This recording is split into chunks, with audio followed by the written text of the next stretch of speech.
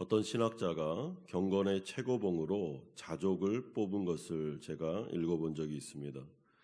자족이라는 것은 하나님 나라 백성들이 모든 상황과 환경에 대하여 하나님의 주권을 인정함으로써 감사하는 마음으로 삶을 사는 것을 말합니다. 그래서 자족하는 성도는 자신의 상황과 환경에 따라 흔들리지를 않습니다. 왜냐하면 하나님의 주권을 인정하며 감사함으로 자신의 그 환경을 받아들이기 때문입니다.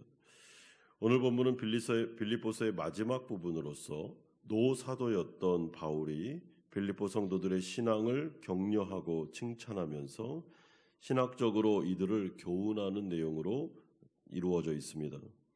그러나 염려되는 부분도 하나 있었는데 그것은 혹시나 이들이 자신을 오해해서 물질을 더 원해서 손을 벌리는 것처럼 비춰지지는 않을까라는 것이 좀 걱정이었습니다. 이에 바울은 아주 조심스럽게 이 부분에 대하여 말하고 있습니다. 먼저 바울은 빌립보 교회의 대표적인 두 여성 리더였던 유오디아와 순두계를 언급하고 있습니다. 이 두 여인은 사사로운 감정 싸움을 벌였다기보다는 교회 일을 열심히 하는 가운데 의견 충돌이 있었던 것 같습니다. 그리고 이들의 분열이 교회의 위기로까지 연결될 조짐을 보이고 있었습니다. 이에 사도는 이 문제에 적극적으로 개입하면서 2절에 주 안에서 같은 마음을 품으라고 권면하고 있습니다. 여러분, 여기서 같은 마음을 품어라라는 것은 같은 생각을 하라라는 뜻입니다. 왜냐하면 교회 안에서 리더들이나 성도들끼리 관계적인 어려움이 생기면 상대방에 대해 자꾸만 안 좋은 상상을 많이 하기 때문입니다. 이에 대해 바울은 두 여인을 향해서 더 이상 상대방에 대하여 추측하지 말고 계속 안 좋은 쪽으로만 상상하지 말고 마음을 잘 지키라라고 권면하고 있습니다. 이후에 바울은 이제 빌립보 성도들을 향하여 성도로서 어떻게 살아야 되는지를 말씀합니다. 4절에 보면 주 안에서 항상 기뻐하라. 내가 다시 말하노니 기뻐하라. 여러분, 여기서 기쁨이라는 것은 변하는 상황과 환경에 의존하는 기쁨이 아니라 변하지 않는 하나님께 의존하는 기쁨을 말합니다. 그러니까 상황과 환경을 뛰어넘는 성령 충만입니다. 그러면 이러한 성령 충만을 계속해서 유지하려면 어떻게 해야 되겠습니까? 그 방법을 알려주는데 첫 번째는 5절에 나오는 관용, 여기서 말하는 관용은 남의 잘못을 너그럽게 용서하여 마음으로 받아들이는 태도를 말합니다. 따라서 성도가 항상 성령 충만을 유지하기 위해서는 마음에서 다른 사람들을 미워하거나 판단해서는 안 됩니다. 왜냐하면 그랬다가는 성령이 근심하게 되기 때문입니다. 그래서 마음속에 성령이 고갈됩니다. 두 번째로는 6절과 같이 마음의 염려를 잘 처리하라라고 말씀합니다. 아무것도 염려하지 말고 다만 모든 일에 기도와 간구로 너희 구할 것을 감사함으로 하나님께 아뢰라. 마음의 염려와 근심은 마음속에 있는 기쁨을 빼앗아가는 치명적인 요소입니다. 그러므로 바울은 염려와 근심이 생길 때마다 기도와 간구의 자리로 나아가 하나님께 모든 문제를 말씀드리는 훈련을 반복해서 하라라고 권면하고 있습니다. 세 번째는 성령 충만함을 유지하기 위해서 경건의 훈련을 쉬지 말라라고 말씀합니다. 8절에 형제들아 무엇에든지 참되며 무엇에든지 경건하며 무엇에든지 오르며 무엇에든지 정결하며 무엇에든지 사랑받을 만하며 무엇에든지 칭찬받을 만하며 무슨 덕이 있든지 무슨 기림이 있든지 이것을 생각하라.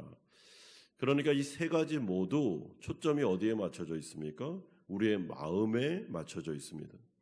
성령은 우리 안에 내주하시는 분이시기 때문에 우리가 마음을 지키지 못하고 우리 안에 들어오는 염려와 다른 사람에 대한 미워하는 마음과 또한 이 모든 것들을 내어 쫓는 경건훈련을 게을리하다 보면 마음이 어지러워지고 마음속에 성령이 고갈되고 그래서 우리의 마음속에 기쁨이 사라지게 되는 것입니다. 따라서 주 안에서 마음을 지키는 훈련을 하셔야 되는데 아주 좋은 방법이 기도와 간구를 통해서 하나님께 우리의 문제를 맡겨드리고 또한 우리 안에 안 좋은 생각들이 자꾸만 떠오를 때는 하나님 앞에 나아가 그 문제를 말씀드리고 내 안에 다른 사람을 향한 미워하는 마음이나 불평하는 마음이나 아니면 안 좋게 상상하는 그 모든 추측하는 마음들을 하지 않는 것, 이것이 바로 성령 충만을 유지하는 비결입니다. 그런 다음에 바울은 빌립보 교인들을 향하여 이제 감사를 표현하고 있는데, 그 이유가 16절과 같이 빌립보 교인들이 바울이 데살로니가에 있을 때 한 번뿐만 아니라 두 번이나 바울에 쓸 것을 보내줬기 때문입니다. 이것은 바울의 선교와 생활을 걱정한 빌립보 교인들의 사랑의 선물이었으며 구제와 선교의 헌금이었습니다. 이에 바울은 편지를 마무리하면서 여태까지 미뤄뒀던 감사를 표현하고 있습니다. 여러분, 감사를 뒤쪽으로 많이 미뤄둔 것은 의도적인 것입니다. 왜냐하면 이 감사를 하는 과정 속에서 혹여나 자신의 이 말이 빌립보 교인들에게 또 다른 부담을 줄까 봐 그가 걱정했기 때문입니다. 즉 빌립보 교인들 생각에 바울이 지금 경제적인 형편이 어려워서 이 감사라는 표현을 통해서 또 손을 내미는 게 아닐까라는 생각을 하지 않도록 하기 위해서 꾹꾹 참았다가 마지막 인사에서 감사를 표현하고 있습니다. 바울은 빌립보 교인들이 오해하지 않기를 원하고 있습니다. 그러므로 바울은 11절과 같이 내가 궁핍함으로 말하는 것이 아니다라고 말합니다. 내가 지금 돈이 궁해서 너희들에게 손을 내밀기 위해 이런 말을 하는 게 아니다라는 반복입니다.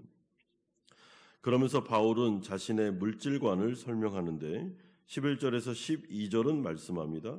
어떠한 형편에든지 나는 자족하기를 배웠노니 나는 비천에 처할 줄도 알고 풍부에 처할 줄도 알아 모든 일 곧 배부름과 배고픔과 풍부와 궁핍에도 처할 줄을 아는 일에 일체의 비결을 배웠노라. 여러분, 여기서 자족한다라는 것은 어떤 환경에서도 만족할 수 있다라는 뜻입니다. 그렇다면 바울은 어떻게 해서 이런 자족의 방법을 배웠을까요? 여러분, 이에 대해서 바울은 자신도 하루아침에 이런 비결을 배운 것이 아니고 오랜 세월 동안 자족이라는 삶의 태도를 연습하여 이것이 이루어졌다라고 고백합니다. 11절 하반절을 보십시오. 나는 자족하기를 배웠노니. 그렇죠? 여러분 12절에도 일체의 비결을 배웠노라라고 고백합니다. 특별히 여기서 일체의 비결이라는 것은 어떤 분야의 최고봉이다라는 뜻입니다. 그러니까 수많은 고난을 견디는 과정을 통해 철저히 하나님을 주권을 인정하는 법을 훈련했으며 그 가운데 하나님께서 허락하신 환경이 궁핍하면 궁핍함대로, 풍부하면 풍부한 대로 거기에서 삶을 살아가는 법을 내가 훈련했고 배웠다, 터득했다라고 고백하고 있습니다. 그리고 이것은 절대로 하루아침에 이루어진 믿음의 경지가 아니다라고 말씀합니다. 수많은 눈물과 몸부림과 하나님과의 씨름과 기도를 통하여 이루어진 체득의 경험이었습니다. 오랜 세월 사도 바울은 가난과 궁핍을 통해서 고민하고 염려한 시절이 많았습니다. 그 가운데 하나님을 의지하는 법을 배웠는데 기도와 간구를 통해서 하나님께 나아갔으며 하나님이 그 가운데 적절한 필요를 채워주는 것을 경험함으로써 그 체험을 통해서 그가 이 자족을 배우게 됩니다. 여러분, 그러므로 사람이 영적으로 강해지기 위해서는 사실은 경건의 훈련이 필요합니다. 그냥 넉넉고 가만히 있으면 내가 신앙이 좋아질 거다라고 생각하는데 여러분, 성화는 하나님의 은혜 안에서 내가 해야 되는 애씀이 필요한 것입니다. 사탄 마귀는 한 사람을 넘어뜨릴 방법을 찾고 있습니다.